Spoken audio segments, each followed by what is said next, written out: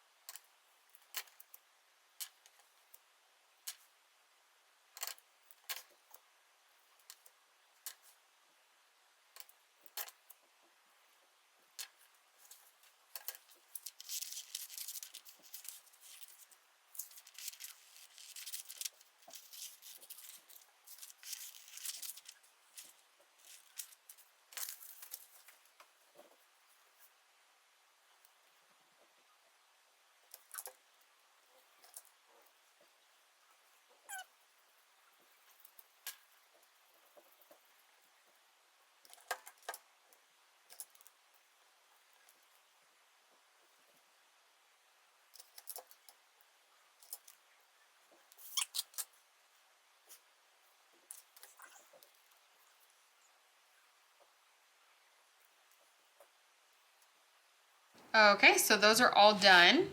Now I'm actually trying to decide if I want to float it on top or if I want to hoop it in there, because I don't have like a mighty hoop, like the 5x5 freestyle stand like that I have. Like that would be easy, you know, to line it up and center it.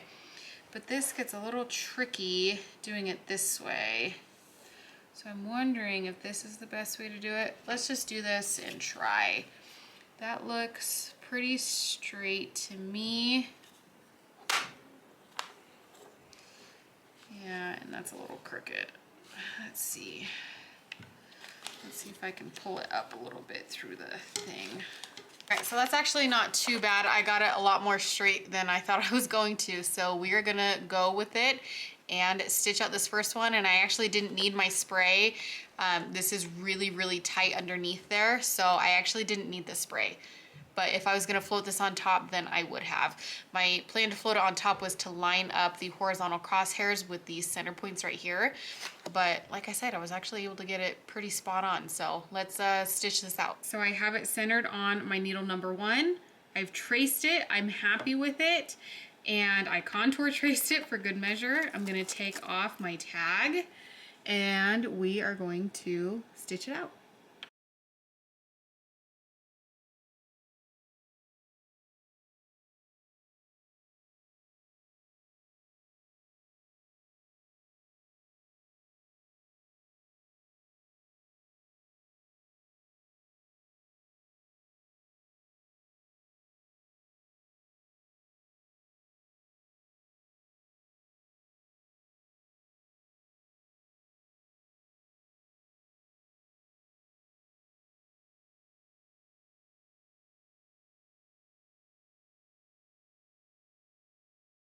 Okay, first one is done. As you guys saw from the stitch out, we have some cleanup to do. I said in a past video, I don't know why I get long tails like this, and I've been meaning to call Ricoma, and I said I was going to, and I just flat out haven't yet. So in the meantime, until I actually make that phone call, we just have a little bit of cleanup while we stitch out. My EM1010 doesn't do this, it's just my TC. So I don't know what to make of that, but yeah, it's just real quick cutting those long tails. Okay, and there we have the first one. It turned out great. Let's go ahead and stitch out the other 3 and talk after.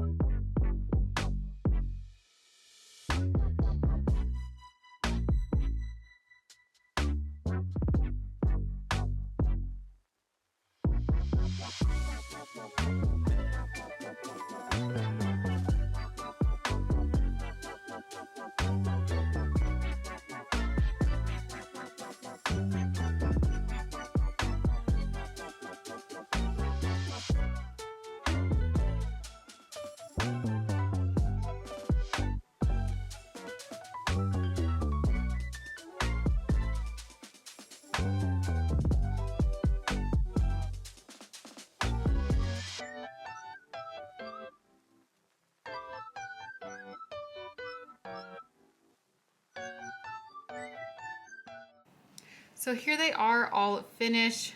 They're all like pressed down from the mighty hoop, so I gotta straighten them out, so it's hard to hard to see them all straight, but they turned out great. I am really, really happy with how these turned out.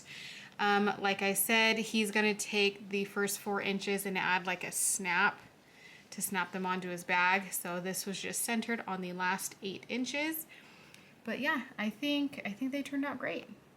And then I cleaned up the backs also for the most part. I still have some paper that I have to get off, but they're going on fishing bags, so honestly, it's not really that big of a deal. But when you have a business, you go above and beyond. So I'm gonna clean up all of that paper, but I did clean up all of the threads. So that was them up close. Now I know somebody's gonna ask me, because I get this question all the time, you know, how do you price something like that? I do not do the $1 per 1,000 stitches. I don't agree with that method. It's kind of hard to explain in my mind, like out loud, why I don't, but it basically treats every stitch as equal, and it's not. Like if you take this jigs one, for example, and feathers, you know, they're obviously 2 completely different words. This one was only 700 stitches. So what am I gonna charge him, 70 cents? You know, and like I'm a for-profit company. That doesn't make sense to me. And I've heard people say, you know, like, oh, well, it's $1 per every 1,000 stitches with a $5 minimum, or, you know, this minimum or whatever. I charge just per job. So I'm going to tell you guys exactly what I charged him. I charged him a $20 setup fee. Usually on my jobs, it's a standard $25 setup fee. This was a smaller job. I probably could have charged him like a $15 setup fee. But anyways, I did a $20 setup fee, and that is basically just my cost to set up the job, find the font he wants, you know, the time it takes to set up the job, you know, get all my materials and everything. That's all included in the setup fee. So I actually charged him $8 per strap. So it was a $20 setup fee and $8 per strap, and then plus tax. So his total was like 54 something dollars. This took me like 20 minutes to do. Super, super fast. The only reason it took me a little bit longer is because I'm filming it, and I had to, you know, move the camera, set up angles, stop, start, all that stuff. If I wasn't filming this, I would have gotten it done super, super fast. So I know that's not really an in-depth video of how I price, but I knew somebody was gonna ask how I priced this. I did $8 per tag, so it doesn't matter if it's, you know, 1,900 stitches or 700 stitches. They were both $8 per tag. You know, I think a lot of times we forget, like, we're for-profit companies. Charge yourself to where you're gonna make a profit. If they think it's outrageous, so be it. You know, they're not your target customer. And, you know, yeah, there are people who do price astronomical, and sometimes they can get away with it, sometimes you can't. I do plan on doing a more in-depth video of how I price things. It's just kind of hard to put like in my head, you know, on paper or out loud.